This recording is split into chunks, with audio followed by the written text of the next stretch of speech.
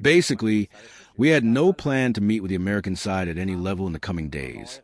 So there is nothing to withdraw from. Mr. Garibaldi had announced this from the beginning, and I also clearly stated it yesterday.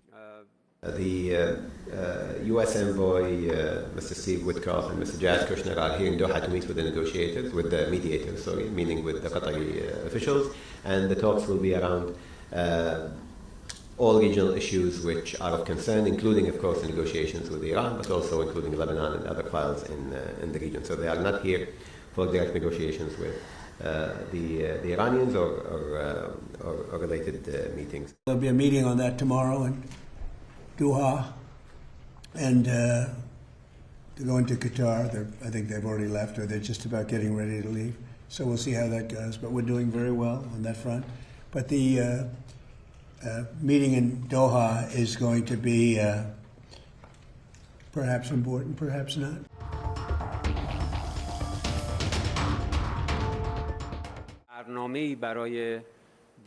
Basically, we had no plan to meet with the American side at any level in the coming days.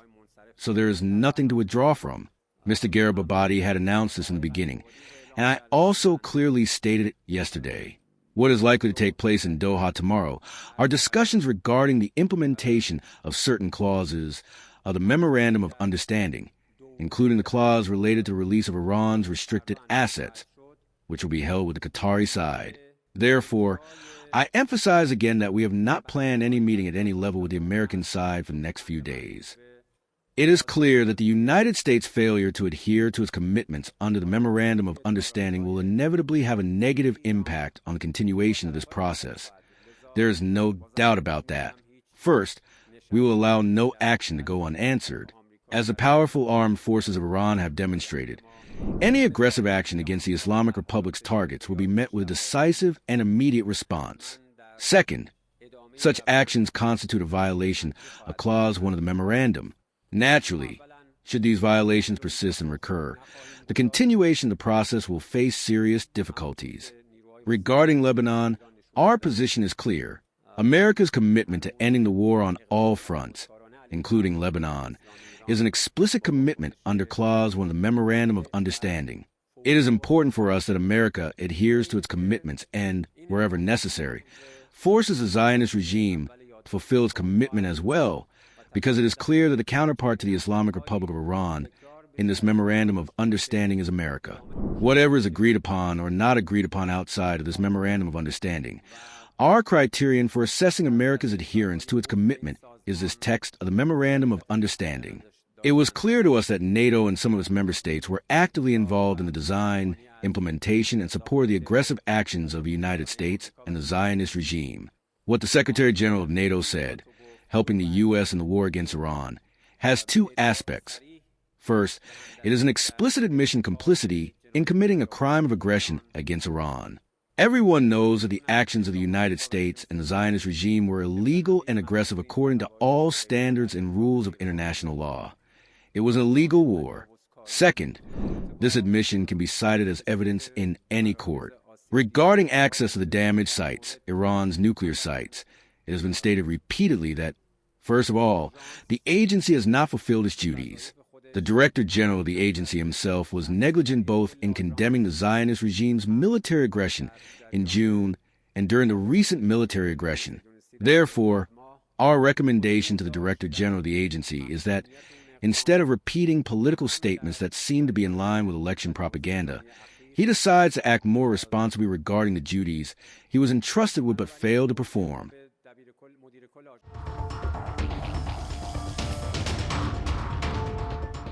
The U.S. envoy, Mr. Steve Witkoff, and Mr. Jared Kushner are here in Doha to meet with the mediators, meaning with the Qatari officials, and the talks will be around all regional issues which are of concern, including, of course, the negotiations with Iran, but also including Lebanon and other files in the region. So they are not here for direct negotiations with the Iranians or related meetings. We're not expecting any high-level Iranian officials at the moment, but as I said, the technical meetings are ongoing since Luzerne, and they haven't stopped since then. Our position has always been very clear, which is that there should be no impediment to freedom of navigation through the strait and out, and that it's an international strait that we should all use openly and without any hindrance. ونحن على تنسيق تام مع مختلف دول المنطقة بما في ذلك الأشقاء في سلطنة عمان وباتصالات يومية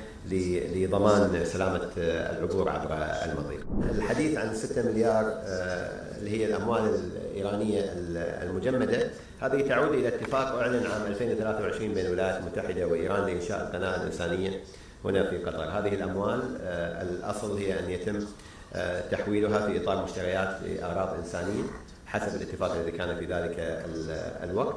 فقطر ليست مالكة لهذه الأموال، هي فقط تقوم بدور الوسيط المالي لإدارة هذه الحسابات في إطار هذا الاتفاق بين. Regarding the deconfliction measure, as you know, there is a channel of communication that was established for that purpose, which has been used in the containment of the escalation that took place in the past couple of days. I won't go into the technical details of how that happens, but I would just say that there is a channel of communication that's been established and it is in operation.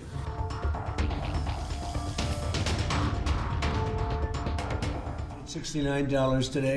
It was higher than that prior to the denuclearization of Iran fight that we have, which we're doing very well. There'll be a meeting on that tomorrow in Doha, and to go into Qatar. I think they've already left, or they're just about getting ready to leave. So we'll see how that goes. But we're doing very well on that front. But the meeting in Doha is going to be perhaps important, perhaps not. We're going to find out. But we're winning militarily. It's almost won militarily, I would say. And it's really very simple. It's the denuclearization of Iran. We don't want them to have a nuclear weapon, and they're not going to have a nuclear weapon. And they've agreed to that, in all fairness. Worried about more socialist candidates across the United States? I think it's a big threat to our nation, actually.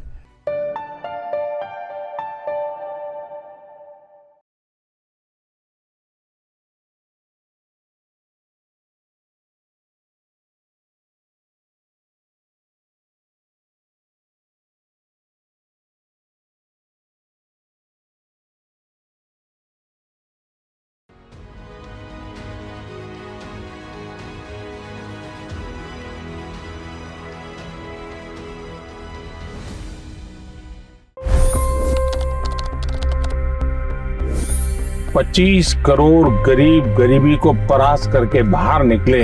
For the good of our nation, let's work together and let's truly make America great again. The fastest news breaks. Requested PM saying that you will have to speak to Putin and to Zelensky. The biggest news makers. The relationship with India is probably the most important bilateral relationship the U.S. will have for the rest of this century. The capital delivered quite an election result today. Expert analysis. The million-dollar question today is how to stop this dance of death. Ground reports. I'm standing at the crossroad of the Kumbh Mela. Behind me are more than 100 entry ghats. Long-form interviews. Exclusionary politics is reflected in Manipur case as well. You don't bother because this is a small state. Deep dive into burning issues. It's often said DRC could be the richest country in the whole world. It's because of what sits underneath. Why exactly did the US topple the Sheikh Hasina government? HD videos. We don't just break news, we break it down.